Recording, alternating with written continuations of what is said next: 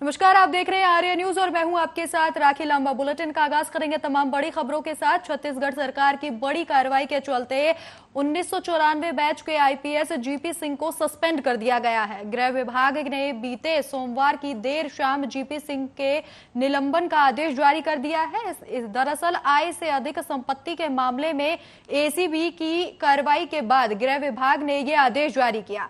आपको बता दें कि बीते 1 जुलाई की सुबह जीपी सिंह के रायपुर निवास समेत 15 ठिकानों पर एसीबी ने छापेमारी कर कई दस्तावेज बरामद किए, जिसके जरिए नगर जेवरात और बेनामी संपत्ति का खुलासा हुआ है। इसके साथ ही जीपी सिंह के कुछ लोगों के साथ कारोबारी ताल्लुकात के भी प्रमाण मिलने के दावे किए जा रहे हैं। जीपी सिंह पर एसीबी चीफ रहते हुए छापे का डर दिखाकर लोगों से अवैध वसूली के आरोप लगातार सामने आते रहे हैं और वसूली की गई रकम को सेल कंपनियों में लगाने की भी जानकारी सामने आई है। इस दौरान एनसीबी ने तमाम शिकायतों पर कार्रवाई करते हुए जीपी सिंह के ठिकानों से करीब 10 करोड़ रुपयों के बेनामी संपत्ति के कैश और जेवरात बरामद करने का दावा किया है।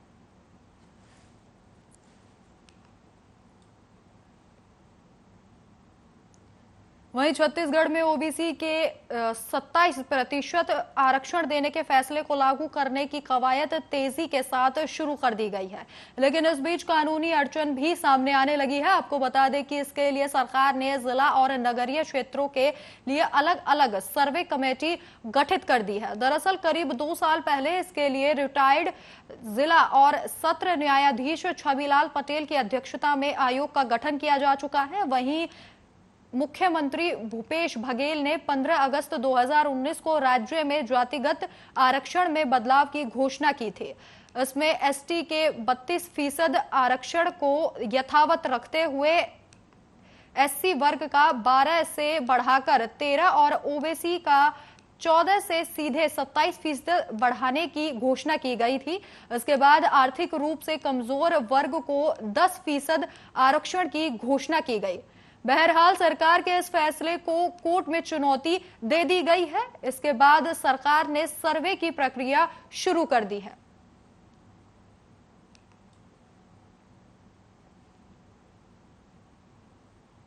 वहीं रायपुर के भारतीय खाद्य निगम क्षेत्रीय कार्यालय ने कोरोना काल में गरीबों को मुफ्त में राशन बांटने के दौरान निगम ने पूरे देश में एक बार फिर से प्रधानमंत्री गरीब कल्याण योजना की शुरुआत की है। हाल ही में भारतीय खाद्य निगम क्षेत्रीय कार्यालय के महाप्रबंधक अनुपम दुबे ने एक प्रेस कॉन्फ्रेंस में बताया कि राज्य में मई जून में 1 लाख मीट्रिक टन चावल आवंटित किया गया है। इसमें मुफ्त में 5 किलो प्रति माह व्यक्ति का आवंटन किया गया है। इसके साथ ही इसका 100% उठाव पूरी तरीके से हो चुका है। उन्होंने बताया कि राज्य में करीब 2 करोड़ लाभार्थी को भी इसका लाभ मिला है। इसके साथ ही इस दौरान प्रधानमंत्री गरीब कल्याण योजना 4 की शुरुआत भी की जा चुकी है और इसकी जानकारी साझा की गई है। अनुपम दुबे ने बताया कि इस योजना के तहत 1 लाख मीट्रिक टन प्रति माह का चावल जुलाई 2021 से नवंबर 2021 तक लाभार्थियों को मुफ्त 5 किलो प्रति व्यक्ति प्रति माह दिया जाएगा।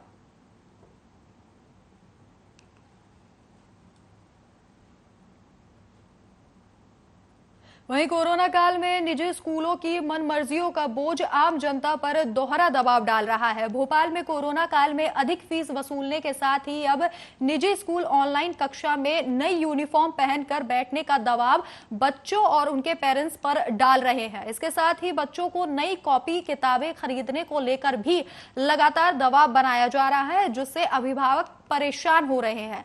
आपको बता दें कि भोपाल के सागर पब्लिक स्कूल, कॉर्मेल कॉन्वेंट समेत अन्य स्कूलों के बच्चों के अभिभावकों ने जिला शिक्षा अधिकारी के पास शिकायत की है कि इस कोरोना काल में फीस के साथ साथ नई यूनिफॉर्म बनवाना मुश्किल है।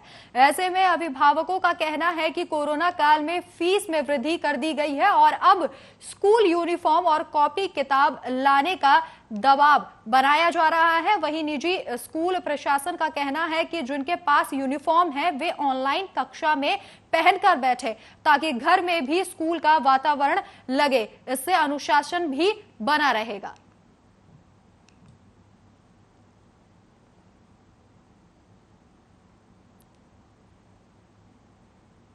वहीं छत्तीसगढ़ के कोरबा जिले में सरकारी अस्पताल में तैनात एक डॉक्टर को अपने निजी क्लिनिक में कोविड-19 टीके बेचने के आरोप में रविवार को सेवा से बर्खास्त कर दिया गया है। दरअसल कोरबा के कलेक्टर रानू साहू ने कहा कि शिकायतें मिली थी कि कोरबा में अनुबंध के आधार पर तैनात बाल रोग विशेषज्ञ डॉक्टर अशोक कुमार मखीहा कथित रूप से अपने निजी क्लिनिक में कोविड-19 के टीके बेच रहे हैं, जिसके बाद कोरबा के उप संभागीय मजिस्ट्रेट सुनील नायक ने मामले की जांच की। इस दौरान उन्होंने कहा कि जांच में पता चला है कि डॉक्टर मखीहा कथित रूप से टीकों की कालाबाजारी में संलिप्त थे और डॉक्टर मखीहा को सेवा से बर्खास्त फिलहाल कर दिया गया है और उनके निजी क्लिनिक को तत्काल प्रभाव से सील करने के भी आदेश जारी कर दिए गए हैं, जो बिना किसी लाइसेंस के चल रहा था। हालांकि एसडीएम अभी ये पता नहीं चल पाया है कि डॉक्टर कहां से टीके ला रहा था।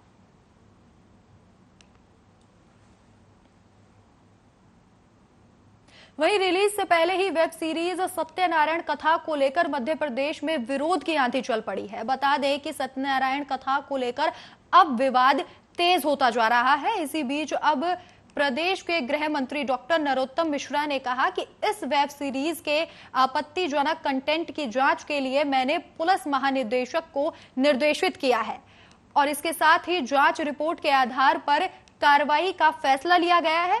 इसके साथ ही मीडिया में चर्चा में डॉक्टर मिश्रा ने कहा कि फिल्म और वेब सीरीज के सभी निर्माताओं से मेरा आग्रह है कि वो हिंदू देवी देवताओं को टारगेट करना बंद करें। मैंने हिंदू शब्द का उपयोग इसलिए किया है कि ये किसी और धर्म के बारे में ऐसा नहीं कर सकते। इन्होंने कभी अल्पसंख्यकों पर कुछ नहीं लिखा है और इन्हें सॉफ्ट टारगेट हमारे देवी देवता ही लगते हैं।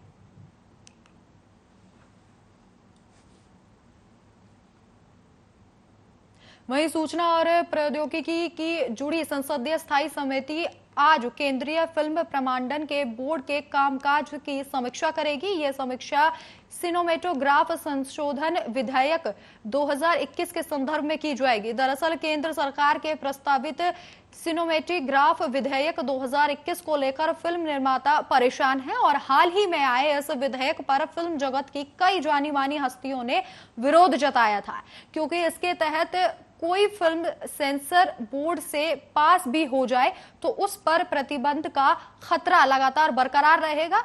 इसके साथ ही केंद्रीय फिल्म प्रमाणन बोर्ड की मंजूरी मिलने के बाद भी इसकी जांच की जा सकती है। इसके अलावा फिल्म देखने जाने वाले परिवार में अगर बच्चे हैं तो उनके लिए उम्र का भी प्रमाण पत्र होना जरूरी होगा, क्योंकि सेंसरशिप में 3 कैटेगरी में वर्गीकृत किया जाएगा: 7 साल से अधिक, 13 साल से अधिक और 16 साल से अधिक।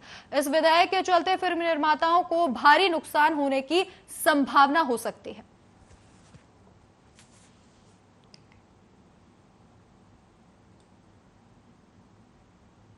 वहीं मध्य प्रदेश में कोरोना की दूसरी रफ्तार थम गई है। पूरे प्रदेश में अब 50 के करीब कोरोना के मरीज मिले हैं और इसके साथ ही इस बीच कयास लगाए जा रहे थे कि एमपी में जल्द ही स्कूल खोले जा सकते हैं, पर इसे लेकर सीएम शिवराज सिंह चौहान ने साफ कर दिया है कि एमपी में तीसरी लहर खत्म होने तक स्कूल नहीं खोले जाएंगे। सीएम शिवराज सिंह चौहान ने कहा कि हम तीसरी लहर की संभावनाओं के कारण स्कूल खोलने का फैसला नहीं ले रहे थे। इसके साथ ही सीएम ने सख्त निर्देश जारी किए हैं कि ट्यूशन फीस इस साल ना बढ़ाई जाए और ना ही अभिभावकों से कोई भी अतिरिक्त शुल्क नहीं वसूला जाएगा। और इसके साथ ही उन्होंने कहा कि तीसरी लहर की संभावना खत्म हुई तो हम स्कूल खोलने पर विचार करेंगे। इसके साथ ही उन्होंने ये भी कहा कि ये स्वास्थ्य व्यवस्थाओं को लेकर भी जानकारी उन्होंने यहाँ पर साझा की और कहा कि अस्पतालों में 75,000 बिस्तर तैयार रखे गए हैं।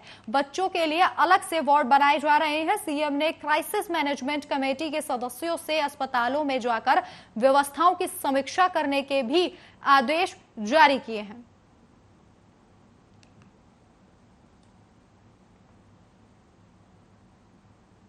वहीं पुलिस उपाधीक्षक नवनीत नायक यौन उत्पीड़न के मामले में निलंबित कर दिए गए हैं। आपको बता दें कि जिले में तैनाती के दौरान शहर के एक होटल में मध्य प्रदेश की महिला से अक्सर मिलने आते थे और शादी से इनकार करने पर महिला ने उन पर यौन उत्पीड़न का आरोप लगाया है और इसकी शिकायत शासन से की है, जिसके चलते जिले में तैनात पूर्व एसपी ने इसकी रिपोर्ट भेजी गई है। इसके साथ ही जिसके बाद शासन ने सीओ नवनीत नायक को फिलहाल निलंबित कर दिया है। दरअसल जिले के पट्टी सर्किल में जुलाई 2019 में कार्यभार ग्रहण करने वाले पुलिस उपाधीक्षक नवनीत नायक करीब 8.5 महीने तक तैनात रहे और अपने कार्यकाल के दौरान वो चर्चाओं में बने रहे। सूत्रों के अनुसार मध्य प्रदेश में रहने वाली एक महिला से सीओ नवनीत नायक की दोस्ती हुई थी और जनपद में तैनाती के दौरान अक्सर महिला शहर के एक होटल में आकर रुकती थी। वहां सीओ भी जाते थे और शादी की बात को लेकर दोनों के बीच अनबन हो गई। तत्कालीन पुलिस अधीक्षक अभिषेक सिंह से भी महिला ने सीओ द्वारा साझा झांसा यौन उत्पीड़न का शिकायत की है, मगर अब तक कोई भी कार्रवाई नहीं की गई है।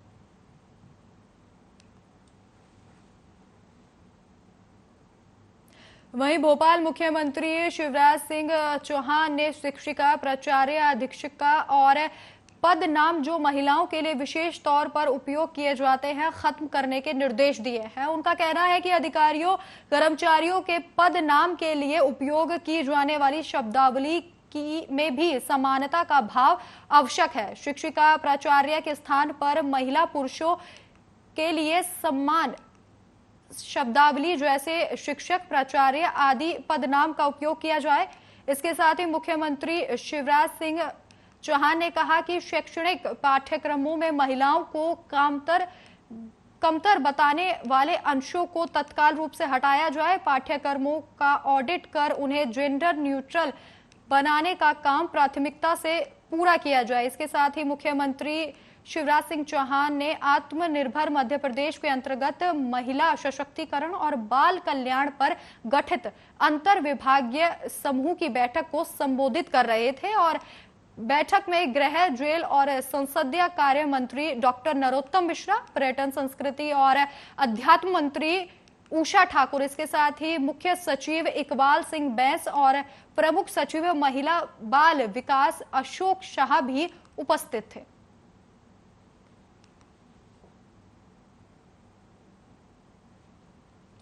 मध्य प्रदेश के लिए एक बड़ी खुशखबरी सामने आई है, जिसके चलते जल जीवन मिशन में अब तक 43,01,181 घरेलू नल कनेक्शन दिए जा चुके हैं। अभी तक स्कूल और आंगनबाड़ियों में 26,000 से ज्यादा अधिक नल कनेक्शन दिए जा चुके हैं। इसके अलावा प्रदेश में IMIS पोर्टल पर दर्ज करीब 95,000 शालाओं और 66,000 से अधिक आंगनबाड़ियों में भी स्वच्छ पेयजल उपलब्ध करवाने के लिए नल कलेक्शन दिए जाने का कार्य लगातार प्रगति पर है। दरअसल समूची ग्रामीण आबादी के लिए 1,03,00,000 नल कनेक्शन दिए जाने का लक्ष्य रखा गया है। आपको जानकारी दे दें कि MP की करीब 5.25 करोड़ ग्रामीण आबादी को नल कनेक्शन के जरिए गुणवत्तापूर्ण और पर्याप्त मात्रा में जल उपलब्ध करवाने के लिए मुख्यमंत्री शिवराज सिंह चौहान के निर्देशों के अनुरूप जल जीवन मिशन के अंतर्गत त्वरित कार्रवाई की जा रही है। इसके साथ ही मध्य प्रदेश के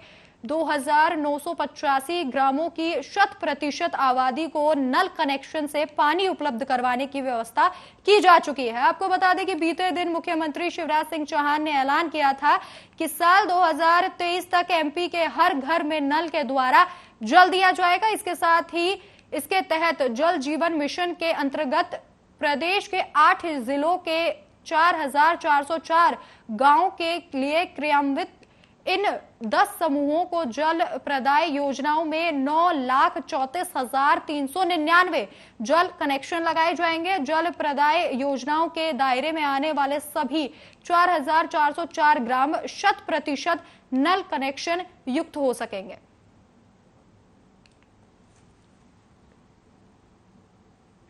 वहीं ताजा बयान के पंचायत मंत्री महेंद्र सिंह सिसोदिया का है। उन्होंने गुना में एक सड़क के लोकार्पण समारोह के निर्माण कार्य के लिए राशि मंजूर कराने के लिए किए गए प्रयासों का जिक्र करते हुए अजब गजब बयान दे डाला है।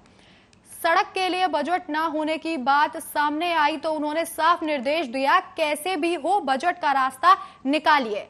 उसके बाद भी अफसरों ने आनाकानी की तो उन्होंने कह डाला कि सड़क मुझे कैसे भी बने, मुझे सड़क चाहिए, चाहे रास्ता कुछ भी निकालो, नियम तोड़ो, कानून तोड़ो, मगर सड़क तो बननी चाहिए। मध्य प्रदेश में शिवराज सिंह चौहान सरकार के मंत्रियों के बेतुके बयान लगातार सामने आते रहे हैं। इन बयानों से राज्य सरकार की भी खूब किरकिरी होती रही है। सत्ता और संगठन नेताओं और मंत्रियों को लगातार हिदायतें दे रही है, लेकिन उसके बावजूद मंत्रियों की जुबान बेकाबू बनी हुई है। बीते कुछ दिनों में राज्य में सरकार के मंत्रियों के कामकाज को लेकर लोगों में नाराजगी बढ़ी है। वहीं मंत्रियों के बेतुके बयानों ने आग में घी डालने का काम किया है। इन बेतुके बयानों ने सरकार की छवि पर भी बेहद असर डाला है।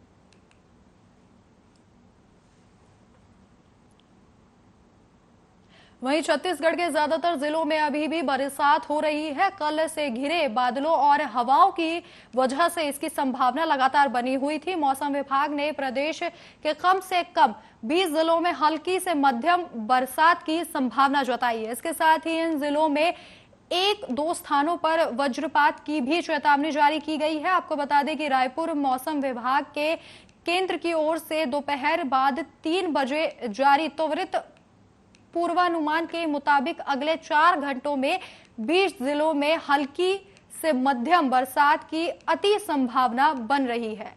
इन जिलों में 1-2 स्थानों पर वज्रपात की भी अति संभावना है। इसके साथ ही मौसम विभाग ने जिन जिलों के लिए ये पूर्व अनुमान बताया है उसमें बलरामपुर, जसपुर, सरगुजा, सूरजपुर, रायगढ़, कोरबा, मुंगेली, कवर्धा, राजनांदगांव, दुर्ग, रायपुर, महासमुंद, बालोद, धमतरी, गरियाबंद, कांकेर, दंतेवाड़ा, बीजापुर, सुकमा और इससे लगे जिले शामिल हैं। इसके साथ ही करीब 3 बजे से ही रायपुर, दुर्ग और राजनांदगांव सहित कई जिलों में गरज चमक के साथ बरसात भी शुरू हो चुकी है। वहीं बिलासपुर में प्रधानमंत्री आवास योजना के तहत छत्तीसगढ़ सरकार अपने हिस्से की राशि 762 करोड़ रुपए अब तक जमा नहीं कर पाई है। इसके कारण गरीबों को योजना के तहत मकान बनाने की स्वीकृति नहीं मिल पा रही है। आपको जानकारी दे दें कि साल 2020-21 में केंद्र सरकार ने छत्तीसगढ़ के बीपीएल परिवारों के लिए 6,48,866 आवासों के निर्माण की स्वीकृति दे दी थी। राज्य सरकार ने इसे घटाकर 1,57,000 आवास कर दिया। पीएम आवास का लक्ष्य कम करने के बाद भी राज्य के हिस्से की राशि जमा नहीं कर पाने के कारण हितग्राहियों को आवास स्वीकृत नहीं हो पा रहे हैं। जिन लोगों ने आवास बनाना शुरू किया है, राशि नहीं मिलने के कारण उनका काम भी अधूरा है। बारिश में अब अधूरे निर्माण के ढहने की आशंका भी लगातार बनी हुई है। इस बारे में बिलासपुर सांसद अरुण साव ने बताया कि आवास निर्माण का कार्य अधूरा होने की जानकारी मिलने के बाद उन्होंने केंद्रीय आवास एवं पर्यावरण मंत्री से पत्रचार कर बजट की मांग की थी। तब पता चला कि केंद्र सरकार ने अपने हिस्से की पूरी राशि स्वीकृत कर दी है। राज्य सरकार अपने हिस्से की राशि अब तक नहीं जमा कर पाई है और इसी के साथ आवास निर्माण में राज्य सरकार द्वारा रोड़ा अटकाया जा रहा है।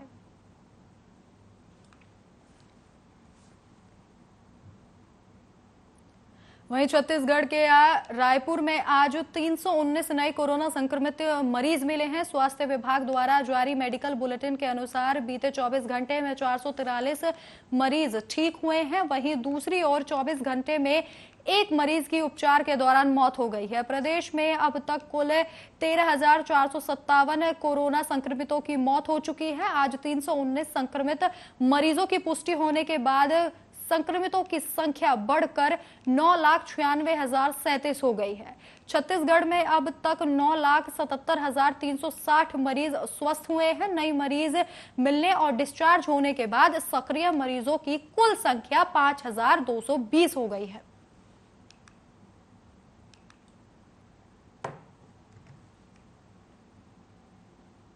फिलहाल इस वक्त के बुलेटिन में मेरे साथ इतना ही। देश और दुनिया की तमाम बड़ी खबरों के लिए देखते रहिए आर्या न्यूज। नमस्कार।